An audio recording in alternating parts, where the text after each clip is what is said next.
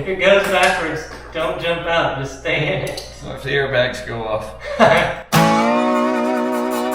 Welcome back, Bleepin' Jeepers. All right, we had all of our fun in the Dodge. If you saw that last video, we took it out wheeling like this. Yeah! It's a beast! It's a beast. We did a really good job. Today, we're gonna pull it back in the shop. We're going to pull apart all the things that we put back together, and then we're gonna pull this cab and start getting that thing put on there. Let's get started. All right, we got the cab unbolted again, and we're gonna roll it back, try to lift it with the lift, and then I don't know where we're gonna go from there, but at least we'll give it a shot. Push, guys, push.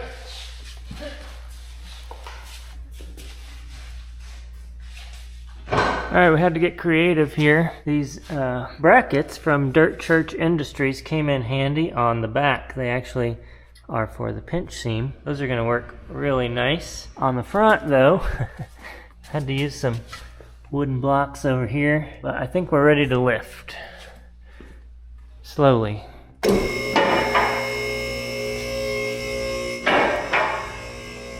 That came off a lot easier than I expected. All right, there's what we need. There's what we want right there. Anybody need a Dodge cab? That thing's big. Look how nasty that is. That has got some buildup on it.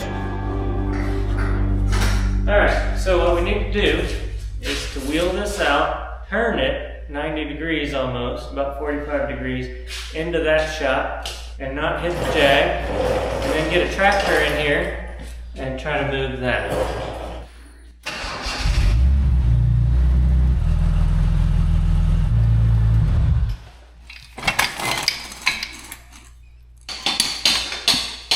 Those things are pretty cool from Ranger. They don't seem to work on anything super heavy like our rock crawlers, but this is pretty light now, so maybe that'll work.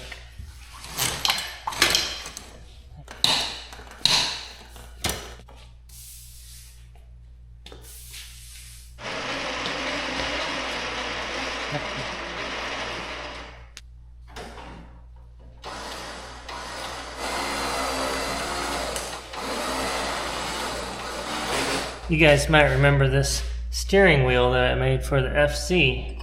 It just goes on right there. Now we can sort of steer.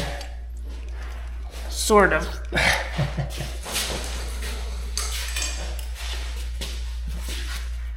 Hydro assist.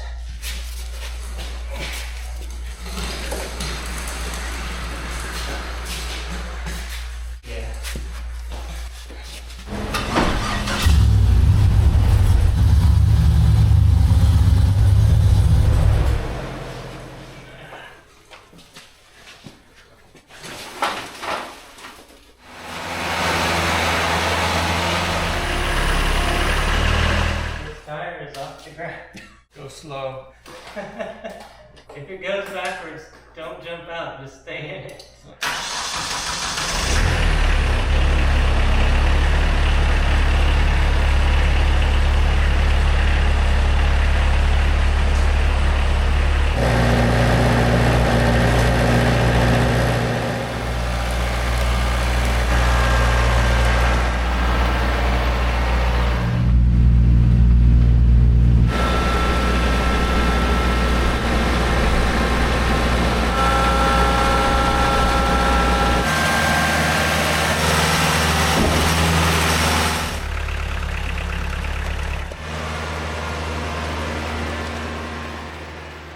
Alright, we got that taken care of. Next up is the Jaguar. We're gonna pull that out. It's still drivable, so that'll be fun. And we're gonna start taking it apart as well.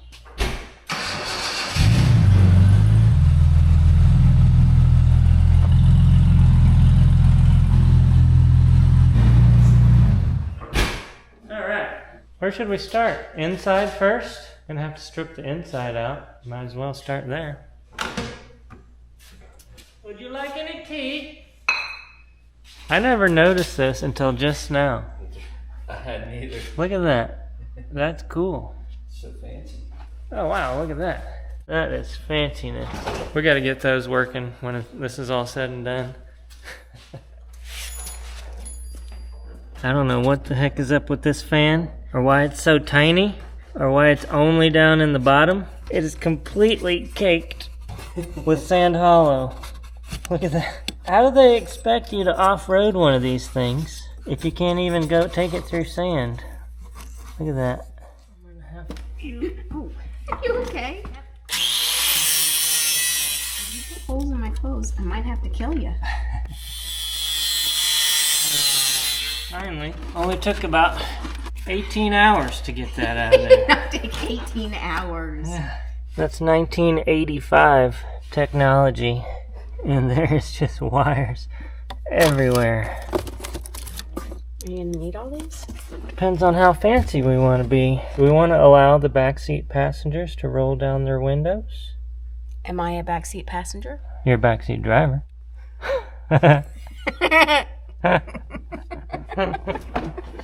Hey guys, Matt with BleepinJeep here. This video is brought to you by Onyx. Let me show you how to vote for us on our Dodge JAAAG baby build. You're going to go to onyxmaps.com, go over here to Onyx Off-Road, and then you're going to click blog. You can follow this link, or you can just follow the link in the description below, which will take you straight here. Click right here, learn more, and vote for us for our Dodge JAAAG baby build to further our chances of winning this challenge. One of the questions I do get a lot is if you need to pay to vote, and you don't need to pay to vote. You can just log in. You can also do a free 7-day trial, a premium membership, or an elite membership. One of the things that I like about the elite membership, if you click right here, you can learn more about it. You get private land boundaries and ownership info, which is what I love, so you can go check things out and see who owns the property if you're on somebody else's private property, and more information. The other things you get is more recent imagery and better rates on your favorite brands. So check out all these brands right here. Each one gives you discounts if you are an elite membership. So for example, Northridge 4x4, $150 off of 1,000 or more. And there's so many of these, it's a great opportunity. So check that out at onyxmaps.com. And if you do sign up, make sure to use the member discounts on our website, BleepinJeep.com, for 20% off. You can find that coupon code right here, BleepinJeep20, for 20% off on Onyx Maps. You guys remember these, right? You've got them on your Cherokee. I wanted to show you how over-engineered this car is. That pops up, and then it clips in and slides out of here. Okay, you would think that was it, right? But no. Then you've got this panel that it clips into that has to come out as well. The entire carpet is glued to the floor everywhere. So when you peel it out, it comes apart in chunks. The floor is a little rustier than I had anticipated. So this is an adjustable gas pedal stop in case you let somebody like your son or your daughter borrow your car and you don't want them to have access to all 176 horsepower that this beast produced. Oh, look at that. So I pulled that. Hopefully, when we set this on top of the Dodge, hopefully the stick shift and everything comes up through here. Then I can just modify this or just have a big opening here. Matt is optimistic. Are you pessimistic? I'm very pessimistic that transmission is going to fit inside this tunnel. It'll be fine. And my thought is all of this is going to have to come out so that that tunnel can be opened up. Nah, it's gonna fit. You know, they did studies. A depressed person or pessimistic person is normally right. Like his view of the world is the correct view. But it's not healthy to have that view. You shouldn't have that view, but it's normally correct. I bet you an optimistic person lives longer. This is a very luxurious car. Luxury.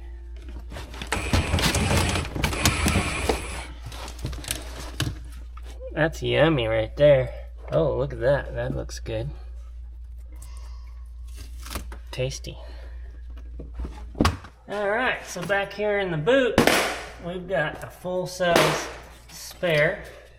Might as well pull that out. Won't be full-size anymore. There's all kinds of goodies in here. That looks safe.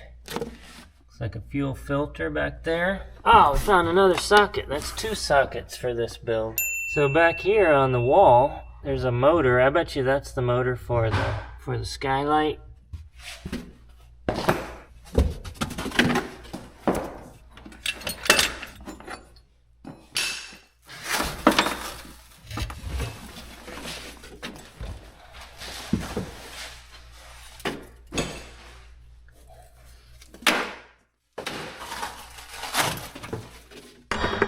Let's hope you didn't need to use the spare, because that don't fit.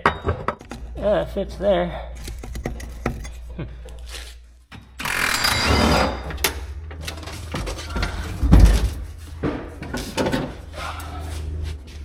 Oh, look at that. A Boy Scout patch came out of there. It says, "Be prepared." We couldn't get this window to go down. This is a power probe. It's like a fancy test light. You can put power in or put ground in. These are the connectors off the window motor. Now this window motor was froze. I had to smack it with a hammer a few times. But if you want to roll something up or down, you got 2 wires. Don't worry about positive or negative. Hook it up one way and give it power. The window's going to go up. Hook it up the other way and give it power. Window goes down. Check this out. This car has 2 gas tanks, one on that side, and then there's a filler neck on this side. I thought they just went like to the bottom of the vehicle, but no, that is the gas tank. There's the sending unit right there. And then somehow, I don't know how they got it out, but they have removed the gas tank from this side. It's not in there anymore. So that's why when we bought it, the guy said, make sure not to put gas in this side. I've never seen anything like that. It's like an airplane wing having the gas tank in there.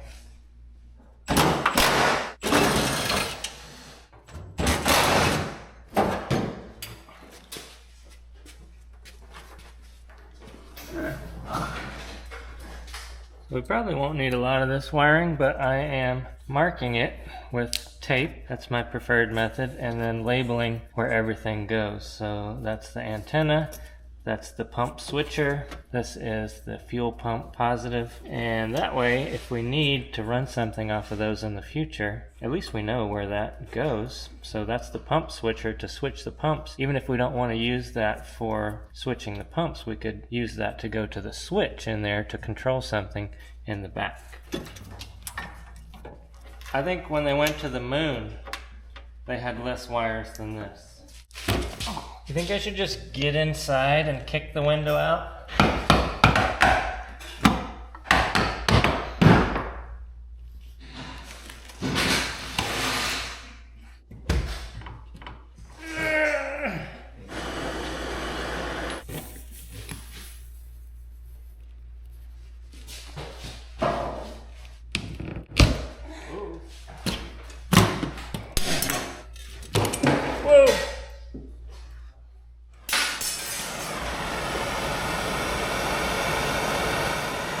That's pretty hot.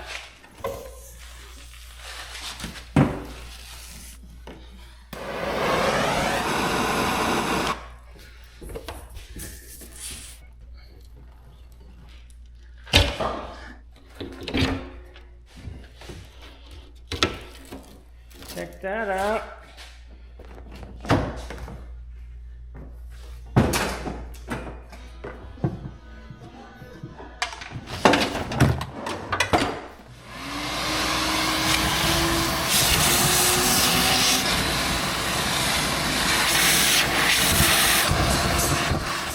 Alright, we've got a lot of it stripped down. Take a look at this. On the inside, we've got the center console out. We've got a lot of the carpet out. The carpet is in pieces, which is kind of strange. Got the door panels off. Josh took this one door off. Josh, why just the one?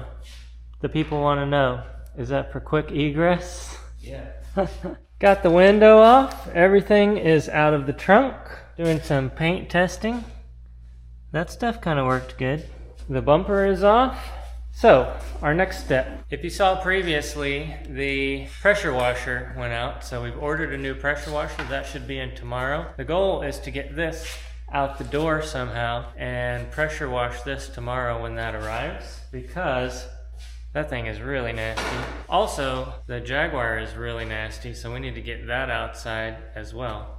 The problem is, this is at an angle, and we need it to be out that door, but also right outside that door is a wall, so it's gonna be fun.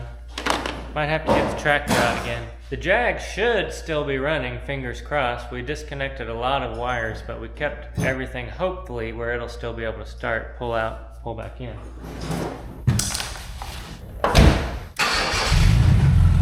It's not plugged in anymore. I wonder if it'll let you take it out apart. It went into something.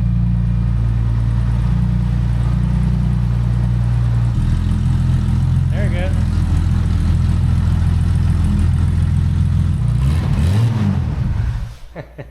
It's gonna be great. Can't get over how massive that engine is in there. I set the hoods out here side by side. That's the hood for the Jaguar, and that's the hood for the Dodge. Look at the difference in height. They're about the same at the top, but look at the bottoms. This one goes all the way to the ground. Let's see if I can lift this thing. It should. Should and will, it's different. Should.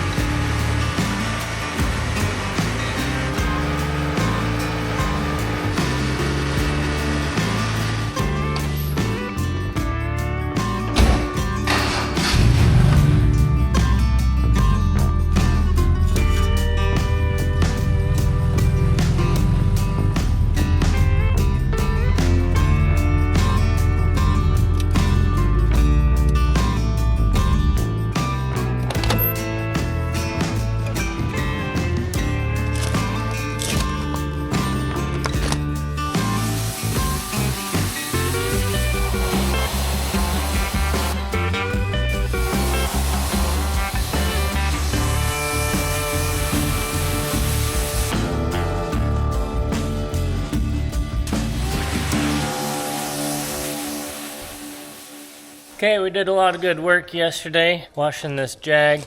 Josh power washing this Dodge, but we missed one vital part, and that is all of the sand from Sand Hollow underneath this Jag. It's so low to the ground though that we're gonna have to try and lift it somehow. We're gonna try to put it on these.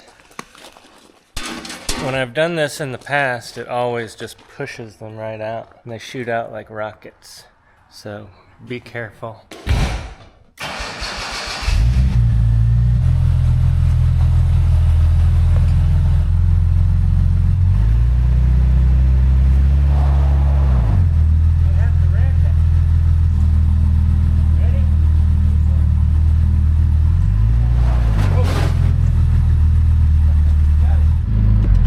That's pretty fun sitting on the floor doing that.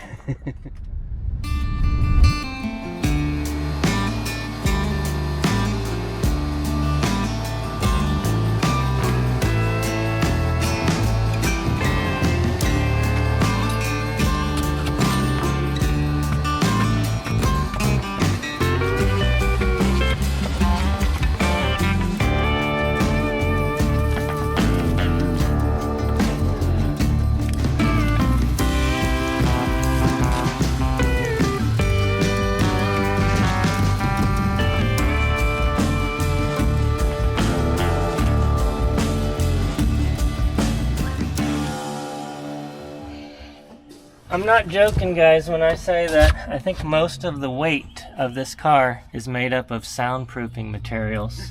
This must have been the quietest car in the world back in 1985. We could acid dip the whole car to make it lighter. I think it might have been Smokey Unick. It was one of the old NASCAR drivers did that back in the day. They acid dipped the car so it was super, super thin metal. That sounds dangerous. It was dangerous.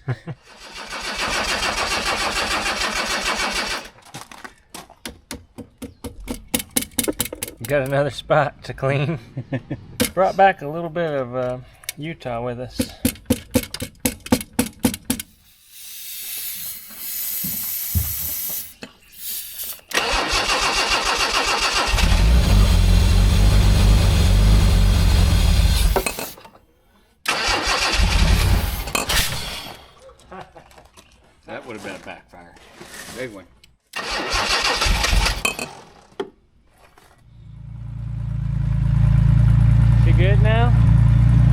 was the fuel pump. There's just a wire just kind of barely sticking on there.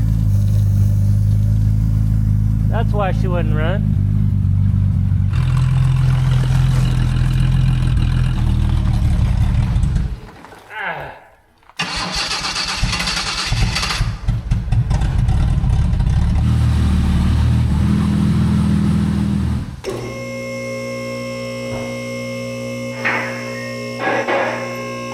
Alright guys, say goodbye to the Jaguar. This is the last time you'll see it in one piece. We're gonna start stripping this thing down now. Where do you think we should start?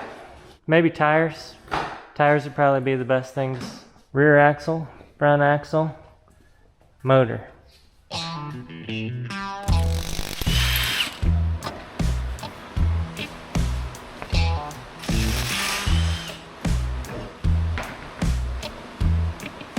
Something's missing right there.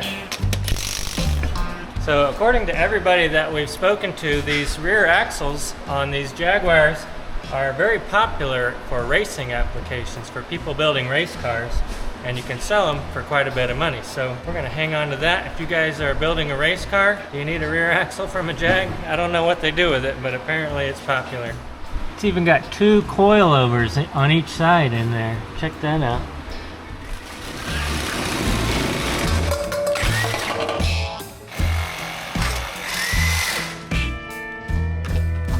We're making good progress, guys. Check this out. This thing has a lot of really cool engineering, things that I've never seen before. Some of them we're kind of dumbfounded by, and some of them were like, oh wow, that's really cool.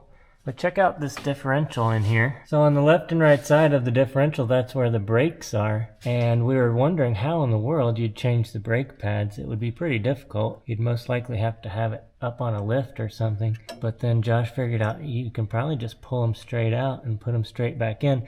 Changing the calipers though would be a little more difficult. You'd probably have to drop this entire subframe down, but it does come down fairly quickly. And then the rotors, can you see the rotors over here? Look at that. That's pretty interesting. And then there's 2 coilovers on the side. And you just take 4 bolts off on either side here. And of course, it drops down pretty easily, but the problem is the exhaust weaves up through there. So you have to pull the exhaust apart. So it would be quick. Other than that, there's nifty little things like a spring bushing on the transmission right there. Everything I think was made to make this thing smooth and quiet. What did you find, Josh? Do you see the drive shaft? This whole crazy thing here is for smoothness and vibration. Yeah, it's got a 2-piece drive shaft. I don't know what that is. Is that to make it smoother? Vibration. I mean, there's some cool stuff. It's got a fuel cooler. One of the lines from the AC compressor runs through a fuel cooler, so that's what cools the fuel. Check these bumper mounts out. So the bumper mounts to these rubber bushings, and then if you get in an accident, I guess they just shove in there farther to kind of absorb some of that impact. Everything's put together with nuts and bolts. Yeah, everything has a nut or a bolt on the top and bottom, so that you have to be able to reach both sides, which I find kind of odd. This sway bar bushing right there has never been changed because it's almost impossible to change. You'd practically have to drop the subframe out. I told you this earlier, but the gas tank is up inside the quarter panel, and there's a little flap right here, and there's a drain right there for the gas tank. That's kind of interesting. This car had 2 gas tanks, as I mentioned, but it also had a return to those gas tanks, and one of the main issues I found out was that if the switch didn't function properly, it would send the return to the wrong fuel tank and overfill it and start pouring out gas out of one of the gas tanks. And you can see that's exactly what happened right there. Okay, so the plan is, I guess, to put the wheels and tires back on after we get the engine out, roll it back outside, and then pressure wash it again. You really like stuff clean, Josh. I do. Oh, gosh.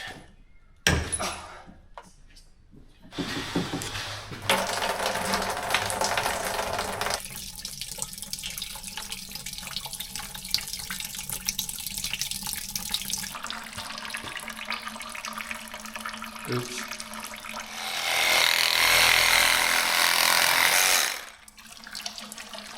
Well, I guess that's one way to do it. Somebody's gonna yell at you and say, those are $1,000 irreplaceable power steering lines. If you guys want any parts off this car, let us know. They're for sale. Matt will even sign them. $500 a part. What if it's signed? $600. Okay.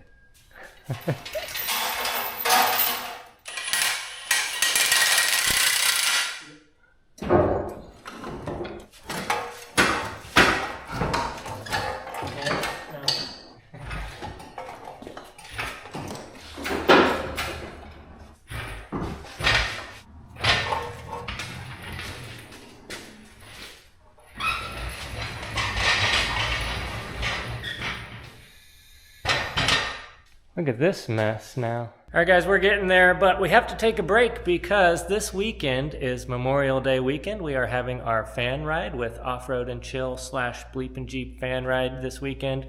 And then on Monday is Memorial Day, so we'll see you back here Tuesday.